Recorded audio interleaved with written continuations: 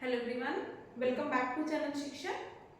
अब हम स्टार्ट करेंगे अपनी नई सीरीज इस चैनल में जो कि कवर करेगी 12th क्लास केमिस्ट्री के 4th चैप्टर को, केमिकल काइनेटिक्स को। इसी के साथ साथ 10th क्लास वाली सीरीज साथ साथ चलती जाएगी।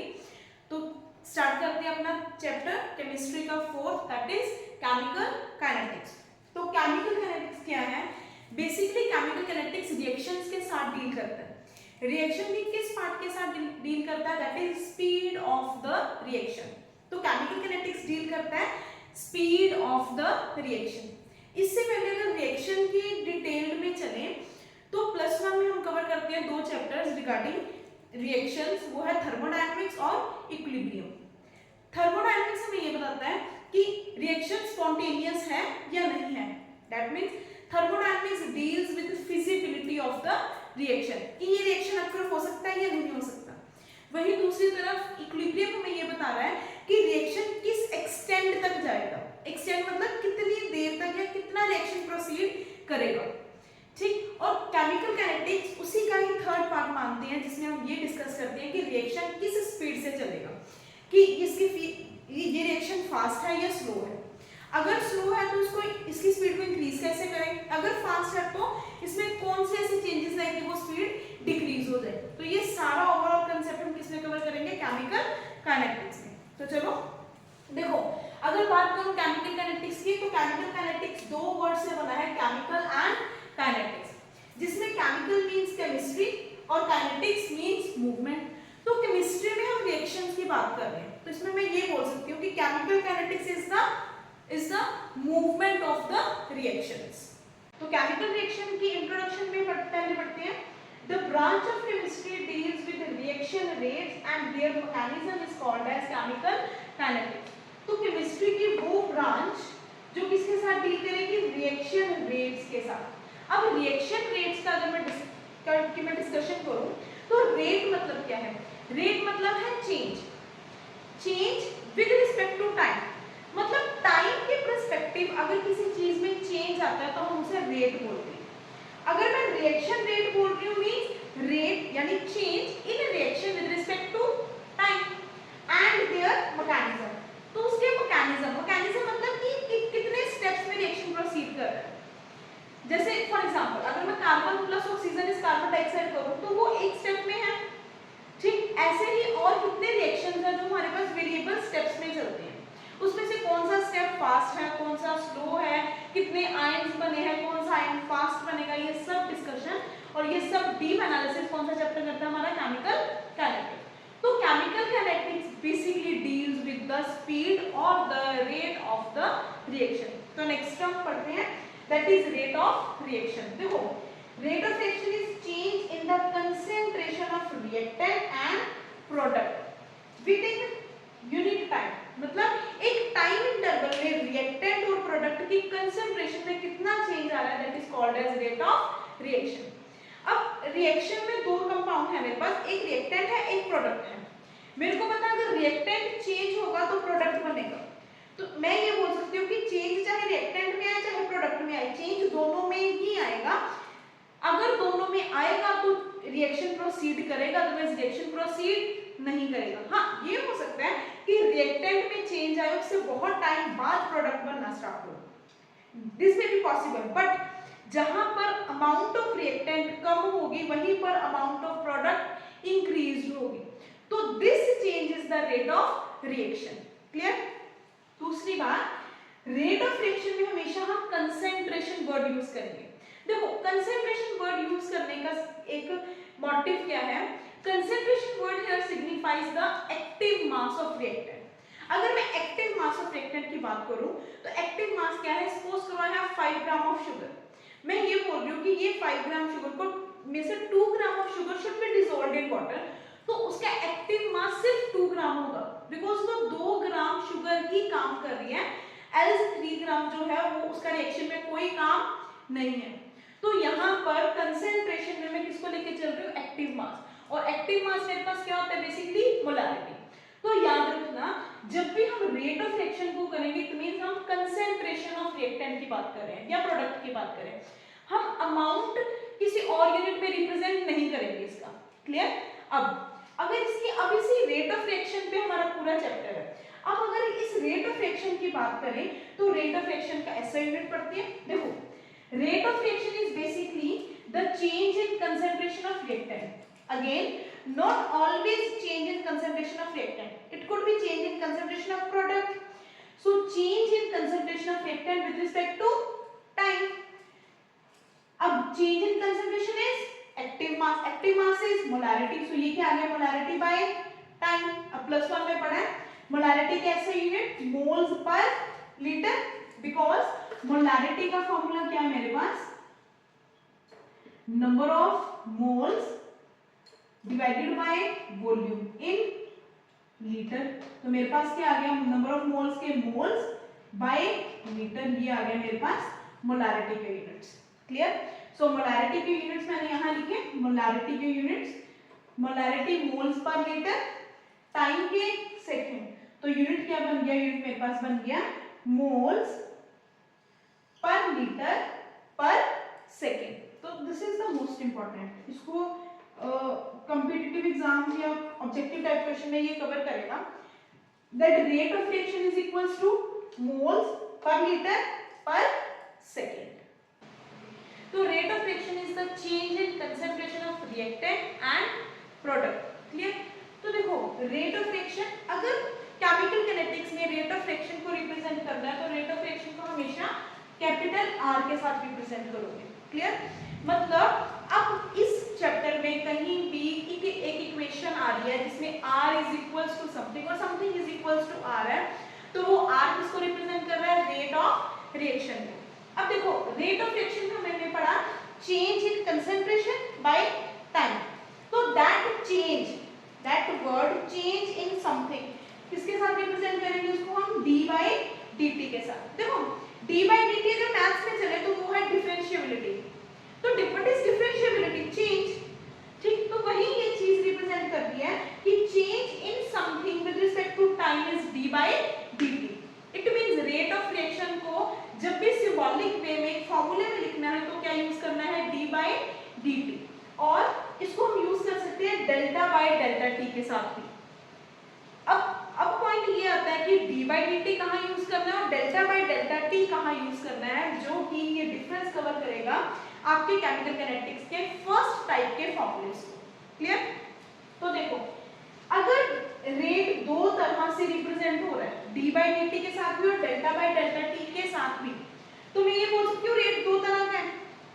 क्या है, एक ऐसा रेट ऑफ रिएक्शन है जो रिप्रेजेंट कर रहा है d बाय dt के साथ, और एक ऐसा रेट ऑफ रिएक्शन है जो रिप्रेजेंट कर रहा है डेल्टा बाय डेल्टा t के साथ।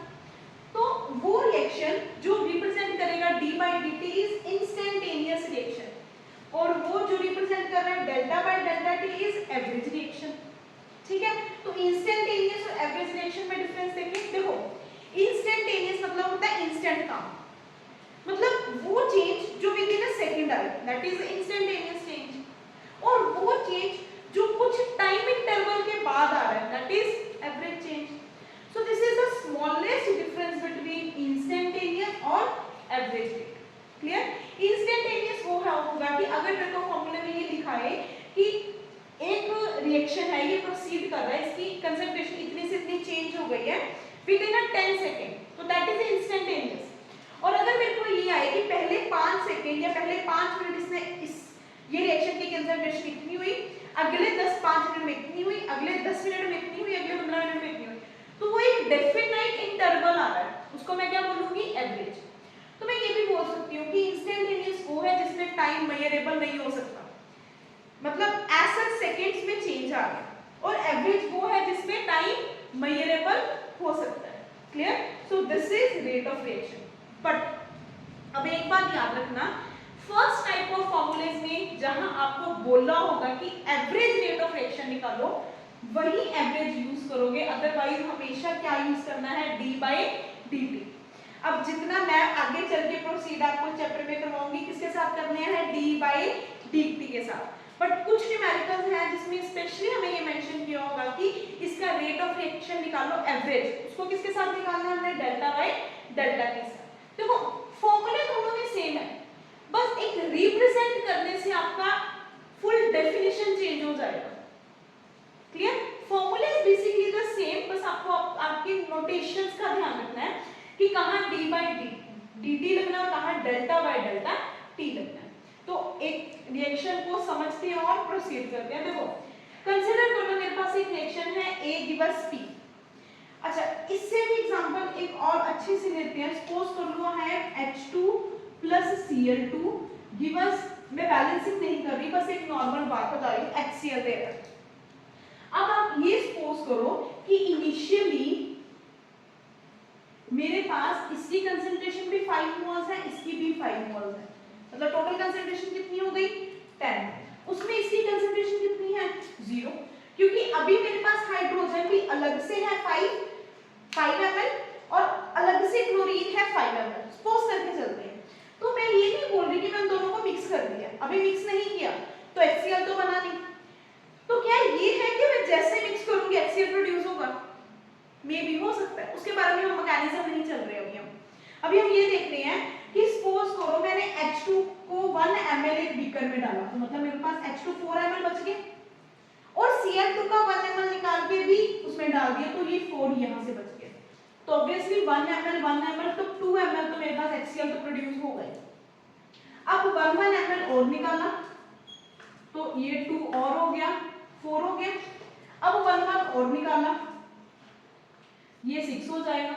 अब 1 और निकाल रही हूँ, ये 8 हो जाएगा और अब बिल्कुल ही 5 का 5 ml डाल रही हूँ तो ये ऐसे आ जाएगा। सो मैं ये बोल रही हूँ ये चेंजेस है रिएक्टेंट और प्रोडक्ट के।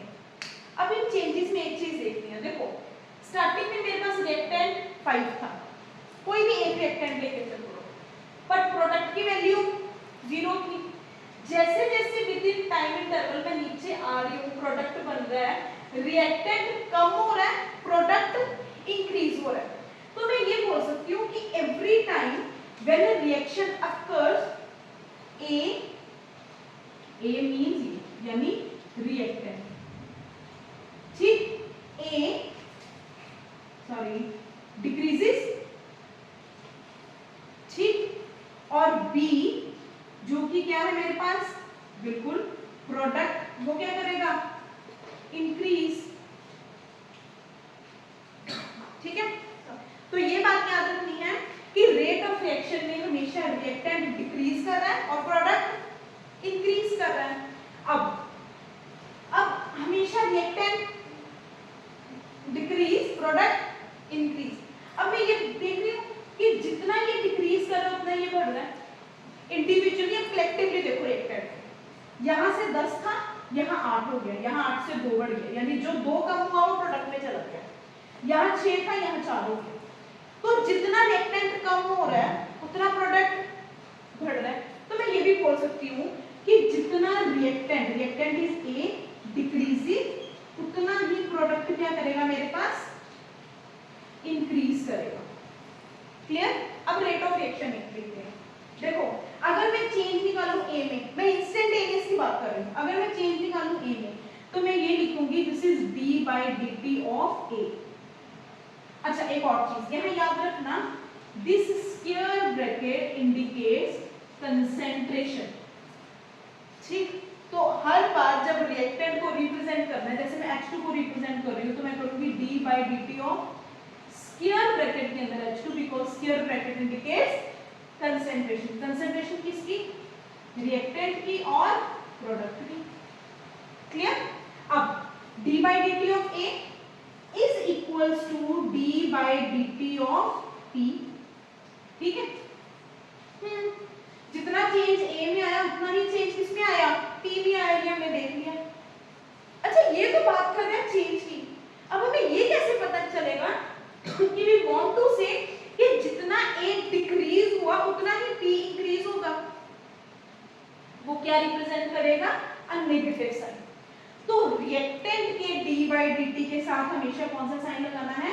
Negative. Where negative sign only represent the decrease in the concentration of reactant. Clear? तो इसका मतलब रेट ऑफ रिएक्शन मेरे पास क्या आएगा? Change in the concentration of reactant with minus sign is equals to change in the concentration of product. Clear? अब ये example है H2Cl2। अब इसमें लिखते हैं, इसमें मैं ये लिख सकती हूँ that R is equals to d by dt of H2, reactant है तो बाहर क्या आएगा, negative, is equals to d by D T of Cl2। देखो जितने भी है उसके सभी के साथ पहले तो d बाई डी टी लगा दो इज इक्वल्स टू करके, ठीक। अब इसमें से जो रिएक्टेंट है उसके पास बाहर नेगेटिव साइन लगा दो, तो this is basically the formula of rate of reaction. Clear, पता चल गया। अब थोड़ी सी चीज और देखते हैं, अब इसको बैलेंस करते हैं। इसके बैलेंसिंग में मेरे को पता बाहर आना था HCl, तो बच्चे रेट ऑफ रिएक्शन में याद रखना ये कोएफिशिएंट हमेशा उसकी कंसंट्रेशन की पावर में जाएगा, ये कोएफिशिएंट हमेशा उसकी कंसंट्रेशन की पावर में जाएगा। तो ये याद रखना है कि कोई भी कोएफिशिएंट होगा वो हमेशा कंसंट्रेशन की पावर में जाएगा। मतलब अगर सपोज करो यहीं पर मेरे पास ये होता 2a गिव्स p, तो मेरे को यहाँ पे क्या आना था a की power 2, a raise to power 2। और अगर ये 2 यहाँ छोड़ के इसके साथ 3 होता तो मेरे पास यहाँ कुछ नहीं आना था, p के पावर में क्या आना था 3।